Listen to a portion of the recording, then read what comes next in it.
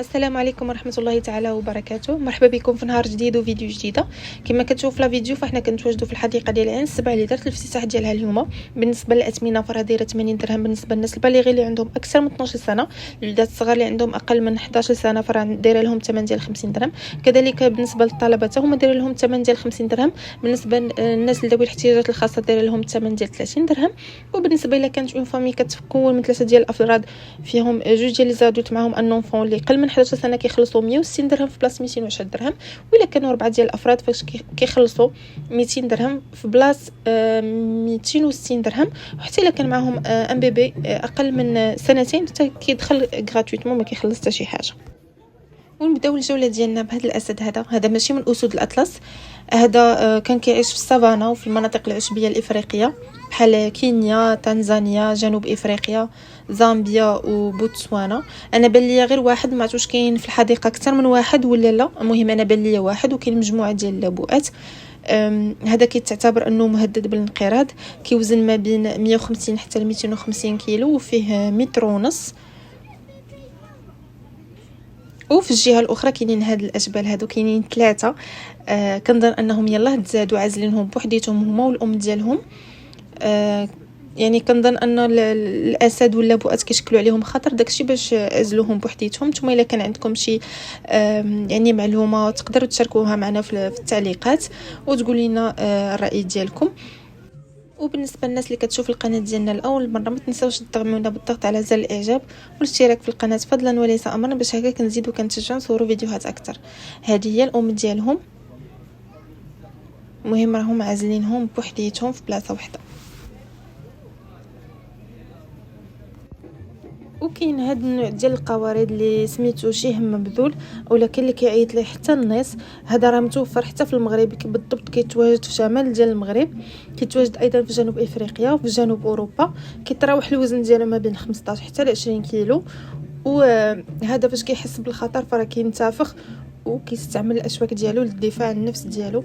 كان اللي كيسحب ليه انه كيطلق هذوك الاشواك بحال السهام، ولكن لا، غير الا قربتي ليه فيقدر يستعملهم ضدك. يعني ماشي ضروري انهم كيطلقهم، راه كيبقاو لاصقين فيه. وندوزو لرابع اكبر سلحفاه بريه كاينه في العالم. سميتها السلحفاه السودانيه. كتعيش في افريقيا جنوب الصحراء. كتسمى ايضا حتى سلحفاه السلكاطه. وكتمهم كتعيش في السودان، تشاد، النيجر، مالي، اثيوبيا، حيث كتفضل المناطق الحاره والجافه. وكتعيش تقريبا اكثر من 100 سنه. فهنايا كتبان هكا عن قرب ما شاء الله. راه في كبيره، يعني في الحقيقه كتبان كبيره على الفيديو.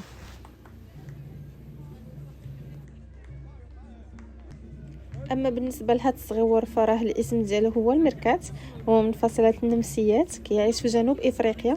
بالنسبه للناس اللي تفرجت في الفيلم ديال ذا لاين كينج فراه هو تيمون. لا بليبار غتلقاوه كيحفر، حيت هو كيعيش تحت الارض، يقدر يحفر حتى ل 5 متر تحت الارض باش يقدر ينعس فيه. وإلا وصلتوا لهنا ما تنساوش تدعمونا بالضغط على زر الاعجاب والاشتراك في القناه فضلا وليس امرا، باش هكا كنزيدو كنتشجعوا. شكرا لكم مسبقا. وكاين ايضا حتى ثعلب الصحراء اللي كيتواجد في شمال افريقيا، بالضبط في المغرب، الجزائر، تونس، ليبيا وحتى مصر كما كتشوفوا على الخريطه. سبحان الله. يعني ربي عطاه واحد الاذنان كبيره اللي كيقدر يسمع الصوت ديال الفرائس ديالو تحت الرمال. هو كيتعتبر ما بين الحيوانات القارصه، يعني كيتغذى على النباتات وحتى على الزواحف والحيوانات. هو كيتراوح العمر ديالو ما بين 6 سنين حتى ل 12 سنه.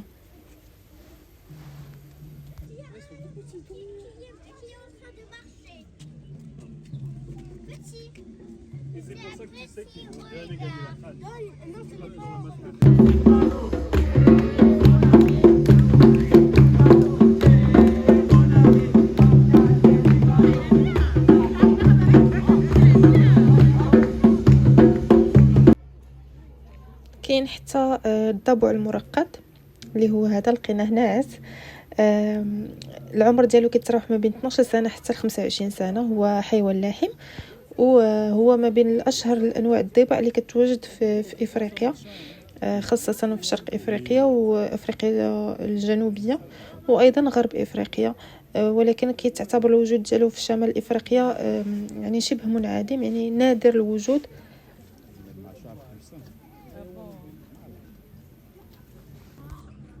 انا حاولت نقرب لكم ما امكن باش تشوفوا الحيوان عن قرب هكا بالتليفون، حيت واخا كيبقى انه الحيوانات اللي كتواجد في الحديقه اغلبيتها كتكون بعيده على الناس، يعني كتشوفوها عن بعد، يعني ما كتحسوش بها انها قريبه لكم.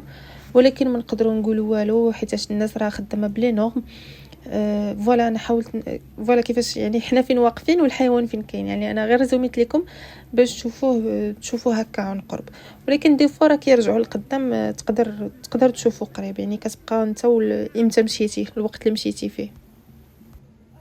وغادي تلقاو ايضا الجاكوار اللي كاين في اللونين بجوج، اللي في اللون الاسود اللي هو هذا، وراه كاين حتى في هذاك اللون البرتقالي المنقط على كما شفتوا في الصوره.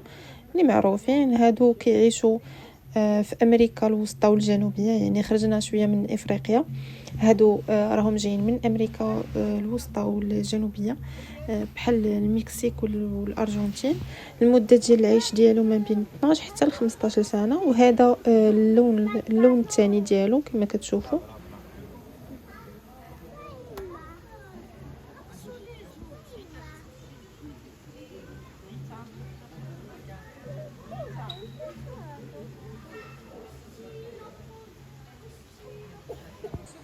وفقط للإشارة بالنسبة للناس اللي موتوريزي فراه دايرين باركينغ خاص بالحديقة، الثمن ديالو هو 15 درهم. وهنا غادي نلقاو الكبير باتاغونيا اولا كيتسمى حتى الباتاغونيا مارا. هي نوع من القوارض سبحان الله كيشبه شويه الارنب ولكن هو كبير وعنده رجلين بحال ديال الغزال، هو ميكس ما بيناتهم بجوج. يقدر يجري حتى ل 45 كيلومتر في الساعه، ما شاء الله فراه سريع. وكيتواجد حاليا فقط في الارجنتين.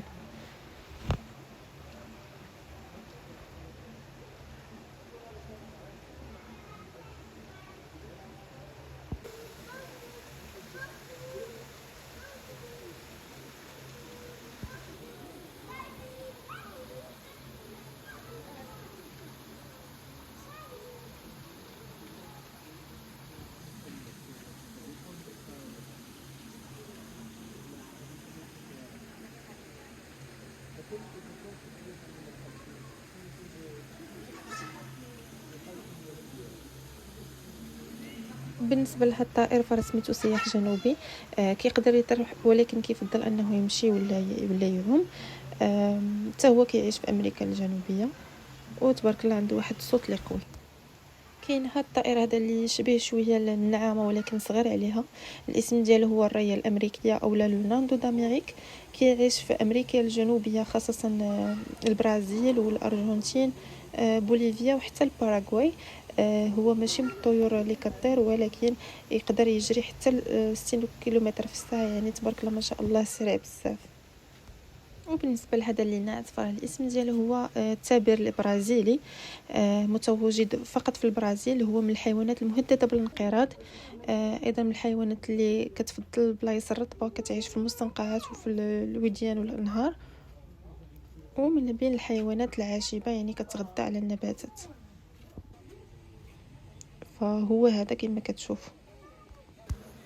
وكاين حتى خنزير الماء. بالنسبه للقرد انا ما شفتوش، ونتمنى الناس اللي زارت الحديقه تقولنا واش بان ليها ولا لا. بالنسبه لخنزير الماء فهو هذا كيتواجد حتى هو في امريكا الجنوبيه، وحتى هو كيفضل يعيش في الاماكن الرطبه بحال المستنقعات والانهار.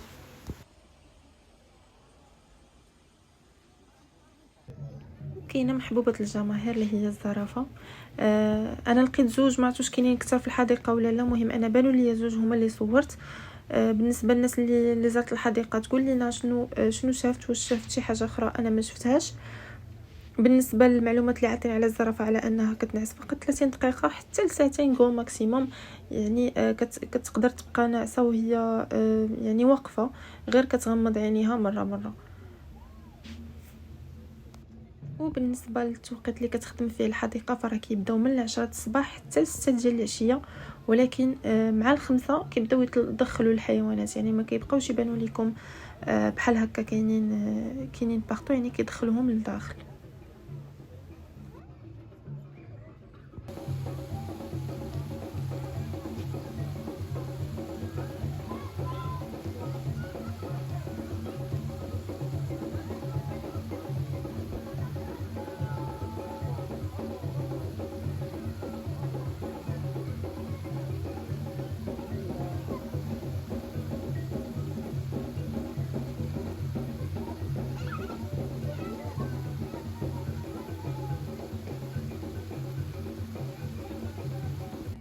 كما كتشوفوا في هذا البلان فراه الزرافات ما بقاوش هنايا، حيت عندهم مساحه كبيره فين كيتمشاو، يعني كيدوزوا هذيك الغيستون اللي كاينه كيدوزوها للجهه الاخرى. داكشي باش ما قدرتش نعرف شحال من زرافه كاينه، يعني واش كاينين غير جوج هذوك اللي شفت اولا كاينه شي حاجه من الجهه الاخرى.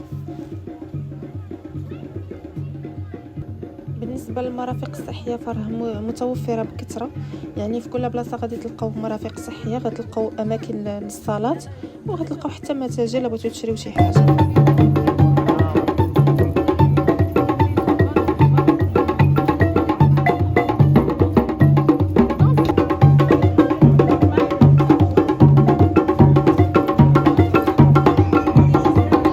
بالنسبه لهنا فراه غادي نلقاو النحام الوردي، غادي نلقاو ايضا البجعه البيضاء، وغادي نلقاو زهو الجنه اللي كيتعتبر ما بين الطيور المهدده بالانقراض. بالنسبه للفلامون غوز فسبحان الله كيتزاد باللون الابيض، لكن التغذيه ديالو مع مرور الوقت هي اللي كتخليه انه كيتبدل اللون الوردي، بحيث كيتغذى على الطحالب والقشريات الصغيره والمحار، هما اللي كيخليو اللون ديالو يتبدل، حيت هذه الاغذيه غنيه بصبغه الكاروتينويد. وشحال ما كان يعني لو فلامون وردي اكثر، شحال ما دل على ان التغذيه ديالو مزيانه. وهذا النوع هذا فراه كيتواجد اكثريه في امريكا الجنوبيه وامريكا الوسطى.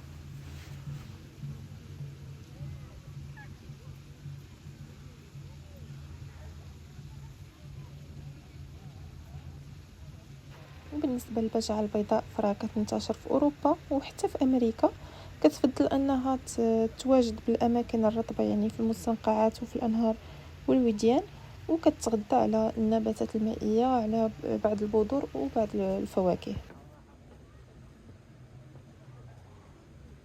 وإلا وصلتوا لهنا ما تنسوش انكم تخلوا لنا الراي ديالكم في التعليقات بالنسبه للحديقه، واش عجبتكم ولا لا، وواش تستاهل هاد الثمن هذا اللي دايرين ليها، اللي هو 80 درهم بالنسبه للبالغين.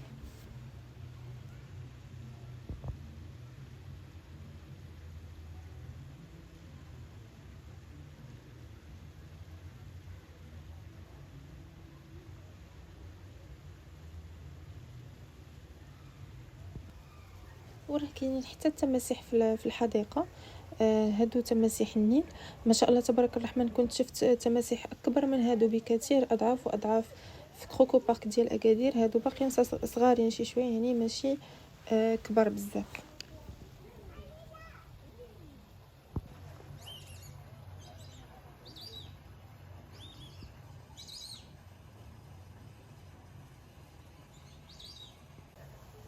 وكاين ايضا حتى فرس النار، بالحق كاين واحد فقط، ما عرفتش واش كاين اكثر من هذا ولا غير هو اللي كيتواجد. كنظن انه مازال بزاف ديال الحيوانات ما كاينينش. كنا سولنا حتى على الكنغر، حيت في الدخله كيعطيكم واحد الخريطه، يعني كيعطيكم دي تيكي ديالكم اللي خصهم يبقاو معكم، ما تقطعوهمش، حيت دي فوا تيدوزو دي كونترولور يقدروا يسولوكم على التيكي ديالكم. وفي الخريطه اللي عطاونا ايضا فيها لانه كيتواجد حتى الكنغر، ولكن قلبنا عليه ما لقيناش. سولنا واحد من اللي كيشتغلوا في الحديقه، قالوا لنا على انه باقي ما جابوهش. يعني كنظن انه كاينين شي حيوانات يقدروا يجيو من هنا لقدام، يعني ما كيتواجدوش دابا. وكاين حتى سيتا تونغا اللي هو نوع من انواع الضباء اللي كتواجد في افريقيا، بحال الكونغو، اوغندا، الكاميرون، زامبيا وحتى انغولا. سبحان الله، هي من الضباء اللي كتخبى في الماء، كدير بحال فرس النهر، كتخبى على المفترسات، يعني بحال التماسيح، الاسود وحتى الفهود. يعني كتبقى باين غير راسها في وسط النهار. وكما سبقت شرحت لكم فراه المتاجر غتلقاوهم يعني موجودين. الا بغيتو تاخذوا شي حاجه غتحتاجوها في وقت الزياره للحديقه. وراه غادي تلقاو حتى الذوب البني اللي كيتواجد في شمال امريكا اوروبا وحتى في اسيا. ما شاء الله كيوزنوا ما بين 130 حتى ل 700 كيلو. وهما من الحيوانات القارصه يعني كياكلوا النباتات وحتى اللحوم.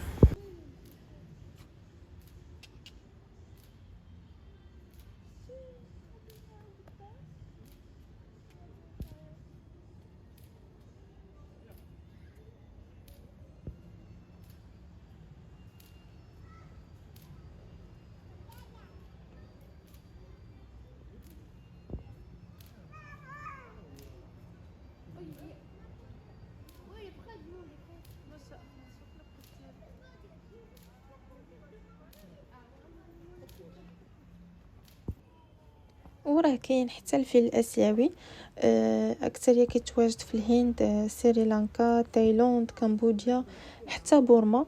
هنايا راه كاينين جوج تاب من الفيل، كاينين جوج فقط. هذه كنظن انها انثى حيت ما عندهاش الانياب. حنا تسنينا ياك ما الدور، ولكن ما دارتش مع الاسف. وصورنا الذكر اللي هو هذا اللي عنده الانياب. هادو كيتعتبروا من الفيلة اللي مهدده بالانقراض.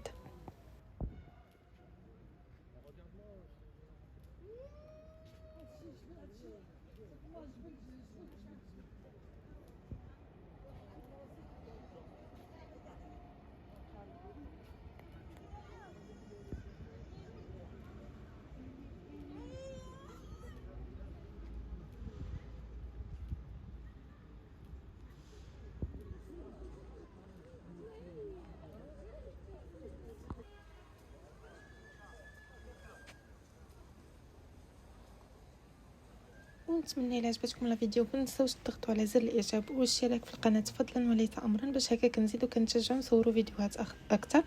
وشكرا لكم مسبقا.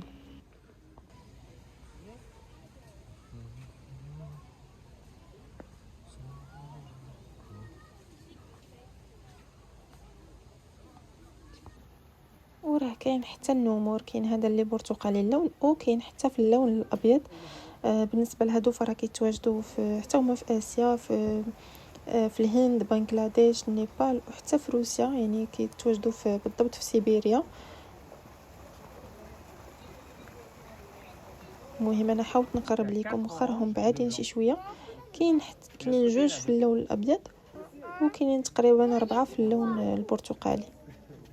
وحتى هادو كيتعتبروا من بين الحيوانات المهدده بالانقراض. سورتو هذاك اللي باللون الابيض، فهذاك كنظن انه كيتواجد فقط دابا في الحدائق وفي المحميات فقط.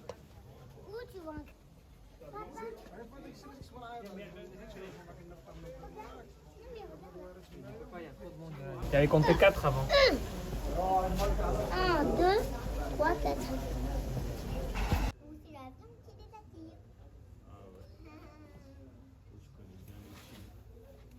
Ah, c'est connu en plus. En nous, on a une sortie au zoo à l'école en France. Et avant là, on avait vu des tigres. Et là, وبالنسبه للزواحف كاين هاد الثعبان الشبكي اللي كيوصل الطول ديالو حتى ل 9 متر. هذا ما كيكونش السم، يعني ما كيكونش فيه السم، فقط الا بغى يقتل الفريسه ديالو كيستعمل اسلوب ديال الاختناق، يعني كيزير على الفريسه ديالو حتى تموت اختناقا.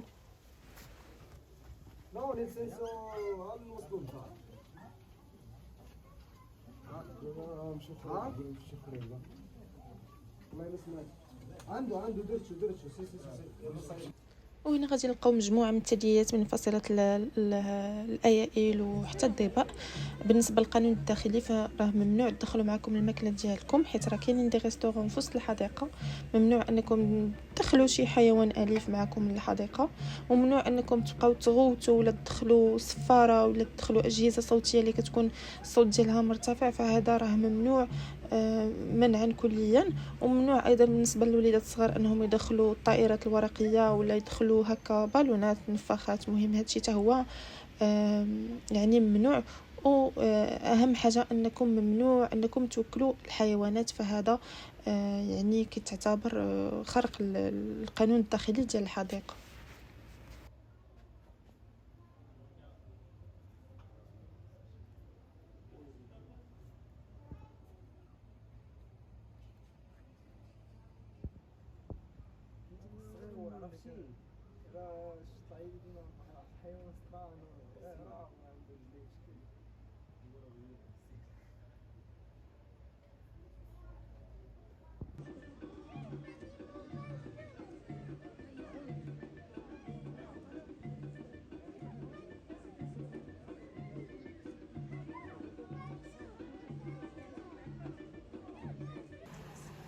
وكاين حتى الحمار الوحشي اولا الزبرة، حتى هو كيعيش في افريقيا جنوب الصحراء، كيعيش في كينيا، تنزانيا، بوتسوانا، زيمبابوي ايضا. لقيت جوج. هو نورمالمون معروف عليه انه كيعيش في وسط قطعه اللي كتكون كبيره بزاف. هنا كاينين في الحديقه غير جوج. الوزن ديالو كيوصل حتى ل 450 كيلو.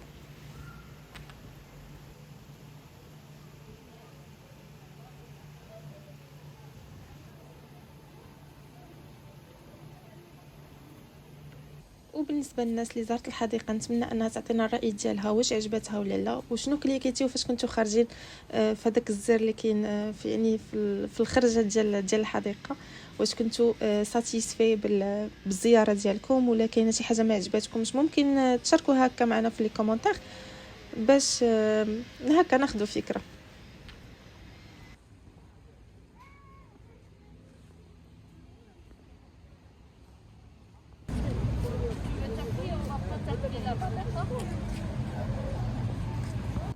وراه كاينين حتى فضاءات مفتوحه على هذا الشكل هذا فين تقدروا تجلسوا ترتاحوا ومن بعد تكملوا الجوله ديالكم، حيت ما شاء الله الحديقه راه كبيره، راه فيها 13 هكتار. 10 ديال الهكتارات راه مخصصه للحيوانات و3 ديال الهكتارات مخصصه المرافق الترفيهيه والفضاءات العامه. ولكن راه كاينه واحد الجهه مازال يعني فيها الاشغال ومازال ما كملاتش. وبطبيعه الحال راه كتواجد حتى النعامه اللي كتعتبر اسرع طائر على وجه الارض، كتوصل السرعه ديالو حتى 70 كيلومتر في الساعه، وراه كيبيض اكبر بيضه في العالم. وهذه راه وحده من لي ريستورون اللي كاينه في الحديقه اللي تقدروا تجلسوا تاكلوا فيها. انا حاولت نصور لكم الاجواء اللي فيها وحتى المنيو ديالها.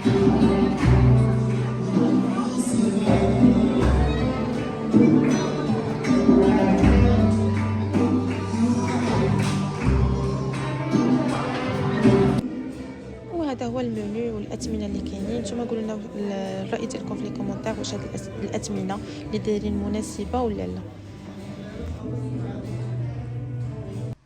وهنا كتسالي الجوله ديالنا. نتمنى ان الفيديو يكون نال الاعجاب ديالكم، وما تنساوش تدعمونا بالضغط على زر الاعجاب والاشتراك في القناه فضلا ولا ينسى امرا. نتلاقاو ان شاء الله فيديوهات جايين. خليتكم على خير، مع السلامه.